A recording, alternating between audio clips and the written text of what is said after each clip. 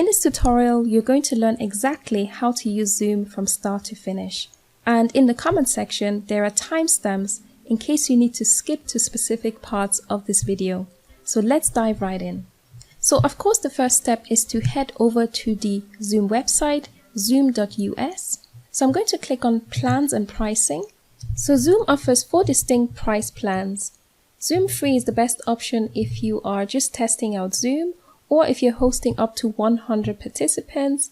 You also get unlimited one-to-one meetings, and you can host a meeting for up to 40 minutes in length if you have 2 or more participants who are taking part in your meeting. If you want to host meetings that are longer than 40 minutes in length or have more than 100 participants, then you can look into the other price plans. What we're going to do now is to sign up for a free account. So I'm going to click on Sign Up, it's free on the top right-hand corner.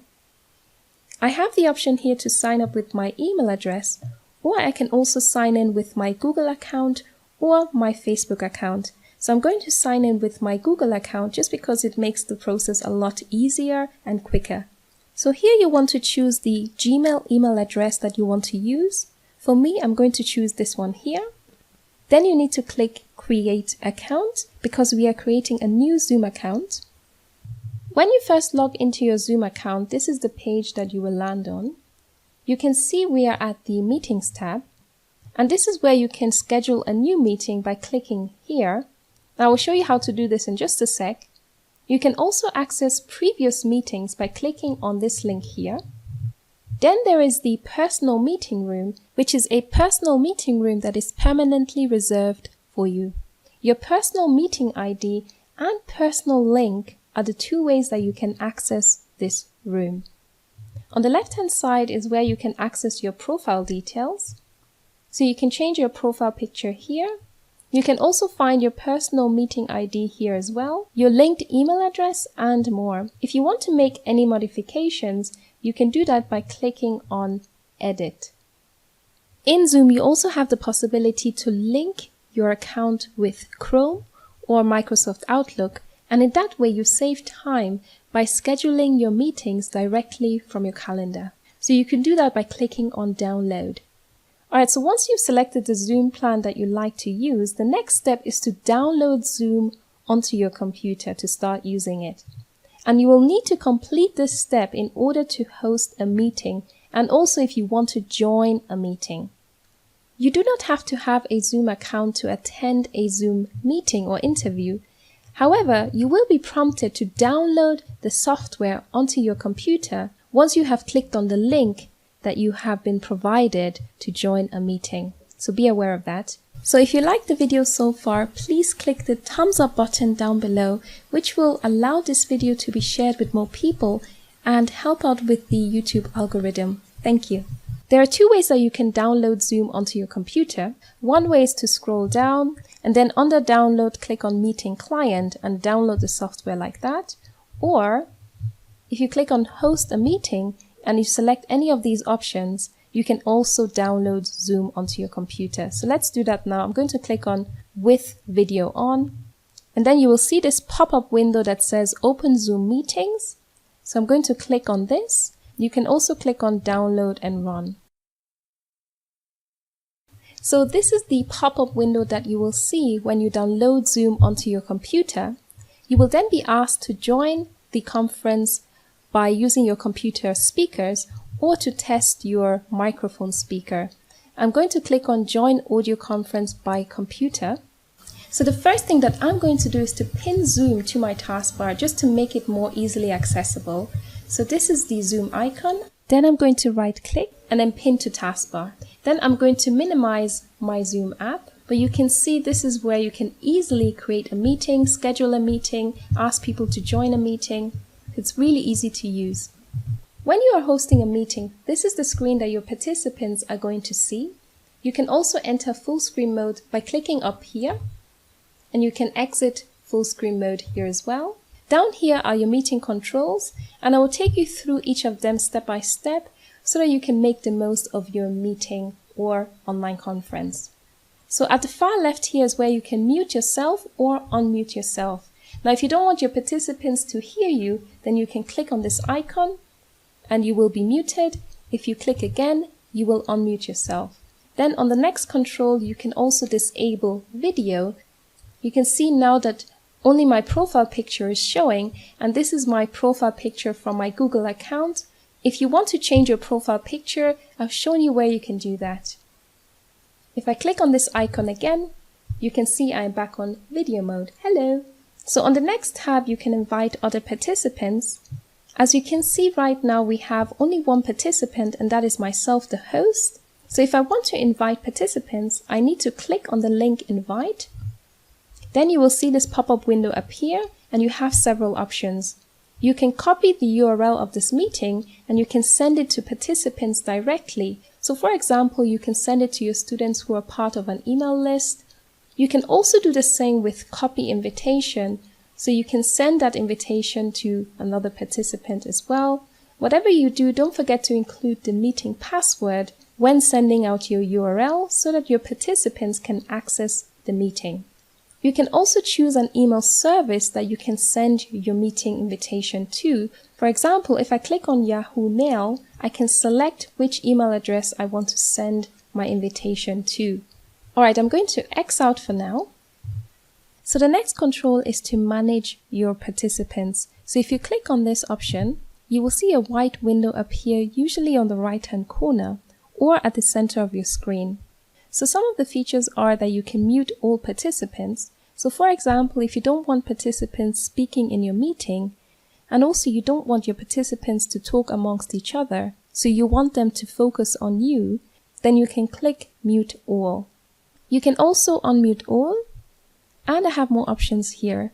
So for example, mute participants on entry is really useful because it will mute your participants when they just enter your meeting, so that they don't disturb other participants who are focusing on the host. If I click mute all, you can check the box allow participants to unmute themselves. Now this feature can be especially useful if you are hosting a meeting with younger students and you don't want to give them that power to unmute themselves, so you have the option to do it either for them, or if you're hosting older participants and you want them to do it themselves, then you can give them that permission. So I'm just going to X out here, and if I click on more again, we have some other features here. So for example, we can play an entry and exit chime. So this just means that there will be some kind of sound playing in the background when someone enters and leaves the meeting. When you're hosting your meeting and you lock the meeting, it means that no new participants can join the meeting even if they have the meeting ID and password. Alright, so I'm going to X out from here. Another great feature in Zoom is the raise hand feature. You can raise your hand if you are a participant in a meeting. And to do that, click on Participants and then click on the raise hand icon on the bottom right hand side of the participant window. When you click the raise hand icon, a hand icon will appear next to your name that will notify the host that your hand is raised. And if you want to lower your hand, you can click the hand icon again and your hand will be lowered. So it's kind of like raising up your hand if you have a question in class. Now keep in mind that a host can lower your hand for you as well as disable the raise hand feature altogether. Alright, so I'm going to move on to screen share. And when you click on screen share, you can choose an individual application that is already open on your computer. You can see these are all of the different windows that are open on my computer right now. And if I want to share them, all I have to do is click and then click on share screen. Or you can choose to share your iPhone screen or iPad screen. Also, if you check the box share computer sound, any sound played by your computer will be shared in the meeting. You can check this box if you will be sharing a video clip in full screen mode. Now another great feature that Zoom has, which really sets them apart from other video conferencing softwares, is the whiteboard. So if I click on whiteboard and share screen, it is an amazing feature for teaching, so you can quickly scribble something here. You can also start drawing things, you can explain things on here. Also up here you have the tools area, where you can select text, for example. You've got the drawing tool, spotlight, eraser. So there are many tools here that you can use on your whiteboard. And if you want to stop sharing, all you have to do is click on stop share and you will stop sharing your screen. So you will just be back to hosting. And if I click on the arrow pointing upwards, you can see that multiple participants can share their screen simultaneously. So the next control is chat. If I click on that, the chat feature allows the host and participants to communicate with each other. If you want to chat, type your message in here and then click on enter to send. Participants can chat with each other or only with the host, which will depend on the settings that the host has selected. So you can see the settings here. Participants can chat with no one, only host, with everybody publicly, or publicly and privately. You can also share a file with your participants either from your computer or from your cloud accounts.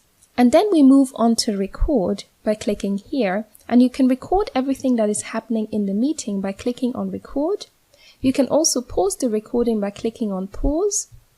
And when you want to stop the recording, you can click on stop or click on end meeting. And that will automatically save the recording as an MP4 file. And finally, you can make meetings more fun by using reactions, for example, a thumbs up. And then if I click on end meeting, I can end meeting for all. And the reason why I have this option is because I'm the host. So I can choose to end the meeting for everybody, or I can leave the meeting and have participants still talking between each other if I want to do that. And you can see that this is the MP4 file which has been generated after our meeting is finished. The final thing I want to cover very quickly is if you want to schedule a meeting, you can do that here on your Zoom account. So click on schedule meeting, or if you go to the app which is pinned down here on your taskbar, you can also schedule a meeting by clicking on the schedule icon, and then you can complete all of the meeting details here. So complete your meeting topic, a brief description of your meeting, when your meeting will take place. Also, if I scroll down, I'm just going to leave all this as they are. Now for meeting options, I'm going to enable join before host. A waiting room is just what it sounds like, so it's a virtual area that prevents people from joining the meeting until the host is ready. Then you want to save, and you can see this is my meeting URL which I can copy. Alright, so this is my meeting invitation, and this is what people are going to see when I send them the meeting invitation. So if somebody wants to join my meeting, they need to click on this URL, and then they will be automatically prompted to download Zoom onto their computer so that they can join the meeting. Alright everybody, thank you for watching. Don't forget to like the video if you found it helpful, and subscribe to this channel for more videos like this.